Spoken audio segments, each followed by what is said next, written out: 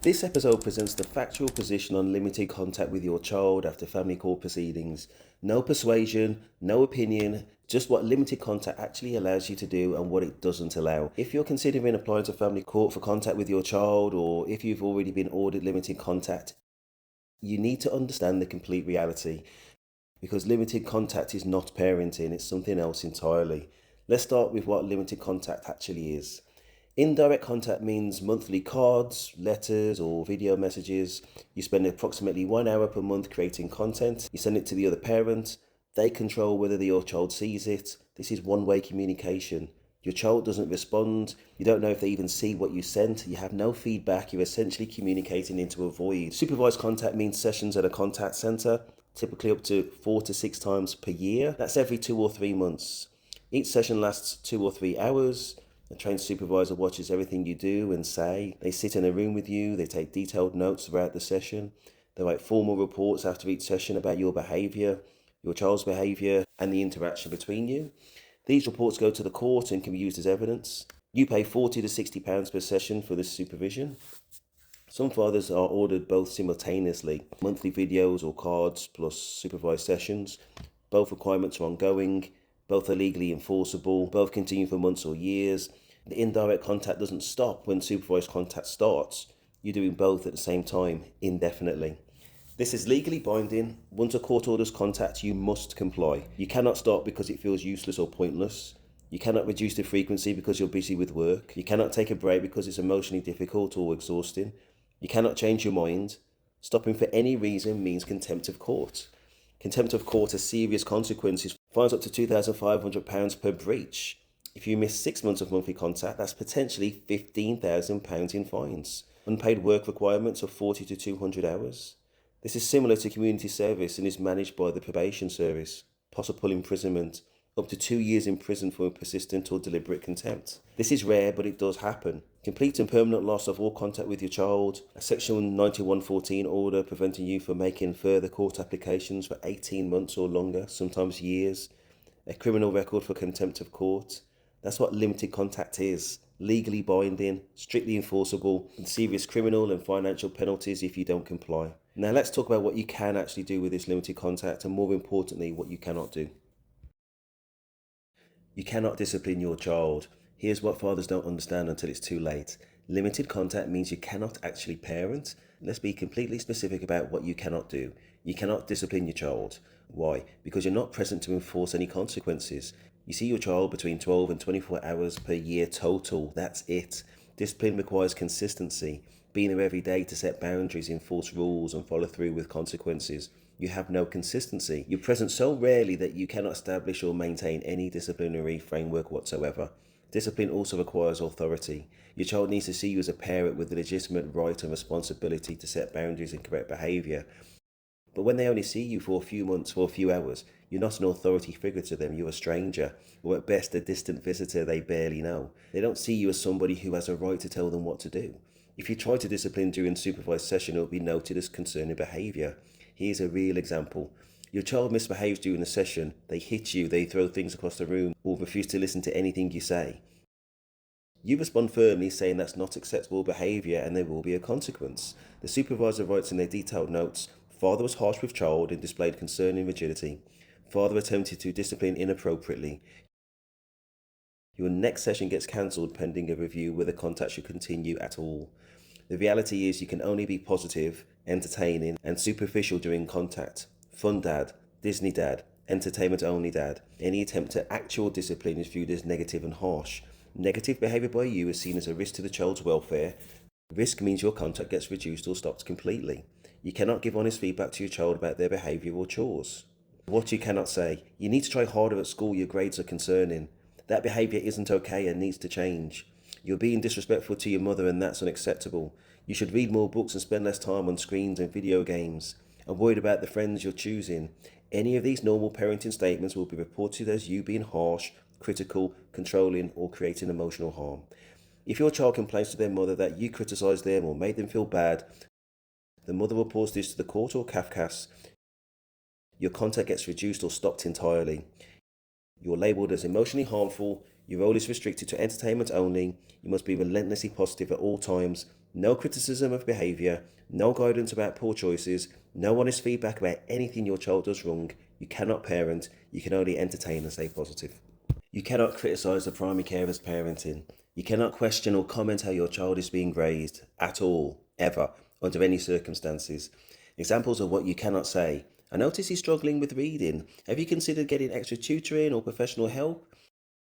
He seems very tired and exhausted every time I see him. Is he getting enough sleep at night? Maybe reducing screen time would help improve his behaviour and concentration. I'm concerned about his weight, his dental health, or his developmental in some areas. Why can't you say these things? Because they will be conceived as undermining the mother, as controlling behaviour, as you trying to interfere with her parenting decisions and authority. The result is your contact gets reduced or stopped completely. Here's the real scenario. You notice your child has visible dental problems during a session, cavities or clear pain when eating. You mention to the mother afterward that a dentist visit may be needed. She reports to the court that you're being controlling, critical of her parenting and undermining her. You become the problem in the court's eyes. Your legitimate concern about the child's actual welfare becomes evidence that you're difficult, controlling and undermining. Your contact is now at serious risk. You must never question the primary carer's decisions. Even if you have serious and legitimate concerns about education, health, behaviour, safety or general welfare, your only option is to stay completely silent or to frame everything carefully and weakly as, I just wondered if I may possibly, perhaps. Even phrase that carefully, it's still highly risky and can backfire. You cannot influence any major decision about your child's life. You have no say in which school they attend, medical decisions unless you have legal parental responsibility, their religious upbringing or lack thereof, extracurricular activities and hobbies, where they live, any house moves, who they spend time with, including their parents' new partner, their diet and nutrition, their bedtime and sleep schedule, household rules and structure, or the approach to discipline used at the home. Why? Because the other parent has day-to-day care and residence. They make all the decisions. You see the child for 12 to 24 hours per year. The court will not order that you are consulted on any decisions. You are peripheral to your child's actual life. You are informed of major decisions after they've already been made and implemented. You are not consulted beforehand. You have no input. You have no influence. You cannot build a real relationship with this amount of contact. Why is a real relationship impossible? 12 to 24 hours per year is completely insufficient for bonding and attachment. The gaps between contact are far too long. If you see your child every 2 to 3 months, they forget you in between. Every session you're essentially starting over as strangers. There's no continuity, no building on previous interactions. The supervised setting prevents any authentic connection. You have private conversations, everything is monitored and recorded and noted. You cannot share real thoughts or feelings, you cannot be authentic. You cannot share daily life with your child. You're not there for bedtime routines and goodnight kisses. You're not there for school drop-offs and pickups. You're not there when they're sick or scared.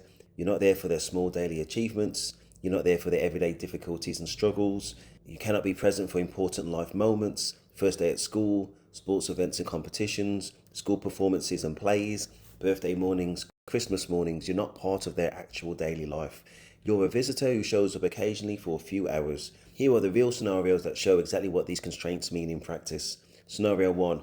Your child says, Mummy says you're a bad man who hurt her. What you desperately want to say. That's not true. Let me explain what actually happened and give you my side. What you absolutely must say instead, your mummy loves you very much and I love you too. Why must you say this instead of the truth? Because explaining the truth means correcting the mother's narrative. That's seen as criticising the mother and trying to turn the mother against her. Criticising the mother means you lose contact immediately. Scenario 2. Your child behaves badly during a session. They hit you hard, throw toys at your face, refuse to listen to anything, or have a major tantrum. What must you do as a parent? Give appropriate consequences and proper discipline. Time out, loss of privilege, or natural consequence. What you absolutely must do instead, redirect them positively with distraction, stay upbeat and cheerful no matter what. Ignore the bad behaviour entirely and pretend it didn't happen. Why? Because any discipline equals being harsh in the supervisor's eyes. Being harsh equals a negative report, and negative report equals your contact being reduced or stopped. Scenario 3. Your child shows signs of a serious problem. Maybe they're very thin and look malnourished, or very anxious and fearful, or they mention something concerning about home life or mother's new partner. What you want to do, raise concerns with the mother and suggest solutions or professional help. What you must do, say absolutely nothing at all, or frame it so carefully and weakly as, I just wondered if. that it's completely meaningless and ineffective. And why? Because any criticism of her parenting equals undermining her authority, and undermining equals immediate loss of contact. Scenario 4. Your child asks an innocent question: why don't you and mummy live together anymore? What you want to say, an honest, age appropriate explanation of what actually happened. What you must say instead: sometimes grown ups live separately and that's okay. We both love you very much. Why this meaningless response? Because any explanation that differs even slightly from the mother's narrative creates conflict. Conflict means you lose contact. Everything you do is monitored constantly and intensely in supervised sessions. The supervisor watches absolutely everything. They note everything in detail. They report anything they deem concerning. The notes include your demeanour and mood throughout, every single word you say, how your child responds to you, anything they consider a red flag or concerning. What counts as red flags in their assessment? Asking your child any questions about their home life or what happens at mum's home? Asking about the mother's new partner or their living situation? Any negative comments about anything at all? Any attempt at discipline or boundary setting with your child being upset or crying during the session, even if it's completely not your fault, you appear frustrated, tired, or stressed at any point. All of this gets noted in detailed reports and can be used as evidence against you. For indirect contact like videos or cards, the mother screens and reviews everything before showing it to your child. Anything she personally deems as inappropriate doesn't get shown to your child at all. Anything she deems inappropriate also becomes evidence against you in court to show you're problematic. So you self-censor everything you create. You only make content that you think she'll approve of and allow, not what you actually want to say to your child. You cannot be authentic. Progression to more contact is absolutely not guaranteed. Many fathers think, I'll start with limited contact, comply perfectly, and then it will naturally progress to more. Maybe it will progress, maybe it won't. There's no guarantee. Progression depends on several subjective factors, demonstrating commitment, which is entirely subjective and undefined. What does commitment look like exactly? Nobody can tell you precisely. No concerns being raised by anybody, but literally anything can be labelled a concern. You asked questions about school performance? Concern. You seemed tired during one session? Concern. Your child cried once? Concern. Progress depends on your child settling well in sessions, but your child might not settle because they only see you every 2 or 3 months. They don't know you well enough to feel comfortable or safe, so they don't settle, so you don't progress. This creates a vicious cycle you cannot break. Not enough contact to build comfort and familiarity. No comfort means no progression to more contact. No progression means contact stays limited indefinitely. Progression depends entirely on the mother not objecting to increased contact. She can object any time for any reason, real concerns or completely fabricated ones. You were there 10 minutes late to one session 6 months ago. You forgot to bring a specific toy they asked for. You seem distracted or not fully engaged. Any of these minor things can be used to object to increasing your contact. Progression depends on CAFCAS not objecting. CAFCAS, the Children and Family Court Advisory and Support Service, usually sides with the primary carer. If the mother raises concerns, CAFCAS launches an investigation. The investigation causes significant delays. Delays mean you stay at limited contact for much longer while they slowly investigate. You have absolutely no control over whether contact progresses. You can comply perfectly for 3, 4, 5 years and still be stuck at supervised contact every 2 or 3 months. This happens regularly to fathers. Many fathers remain at limited contact for 5, 6, 7 years with no progression. It's not rare or unusual, it's common. What can you actually do with limited contact? You can maintain a physical presence in your child's life, 12 to 24 hours per year of actual face-to-face contact. You can show up consistently within the limits that the court allowed, monthly videos or cards, 4 to 6 supervised sessions per year. You can provide entertainment and positive experiences, games, activities, fun outings within the supervised setting. You can send messages and cards that show you care and you're thinking of them, evidence that you're trying to be present in their life. You can comply with the court order and avoid contempt of court and its serious consequences. You can hope for a future relationship when your child is much older. Maybe when they're 16 or 18, they'll seek you out independently and want a real relationship. But none of this is actual parenting. It's physical presence. It's evidence of trying. It's hope for a distant future. It's not raising a child day to day. It's not influencing their development and who they become. It's not being a father in any meaningful ongoing sense. You're a visitor, not a parent. What you get, 12 to 24 hours per year with your child, legal protection, meaning the other parent cannot completely cut you off without consequences. The court order guarantees minimum contact that must be allowed, evidence that you tried and showed up. When your child is older, they can see you made efforts. You have the videos, the cards, the session reports, proof of compliance, potential for progression to more contact. The chance is small and uncertain, but it exists. If circumstances change, if the mother becomes more cooperative over time, if your child asks for more contact as they get older, it prevents complete alienation. Your child sees you with their own eyes, even if very rarely. Harder for the other parent to paint you as a monster or claim you abandoned them when you were physically present, even if that presence is severely limited. What it costs financially: £160 to £300 per year for contact centre fees alone, for potentially 5 to 10 years or more. That totals £800 to £3,600 over time, plus travel costs to and from sessions, plus cost of creating videos or buying cards monthly. What it costs in terms of actual parenting: you cannot parent at all. You cannot discipline. You cannot influence their development or guide their choices. You cannot correct their behaviour. You can only entertain and visit. You cannot give any honest feedback to your child. You must stay superficial and relentlessly positive at all times. Any criticism of child or mother risks your contact being reduced or stopped. You cannot influence your child's development. The primary carer makes all decisions: school, health, religion, activities, everything important. You're informed after decisions are made, never consulted. What it costs emotionally and mentally: constant self-censorship of everything you say and do. Every word you say is monitored by strangers.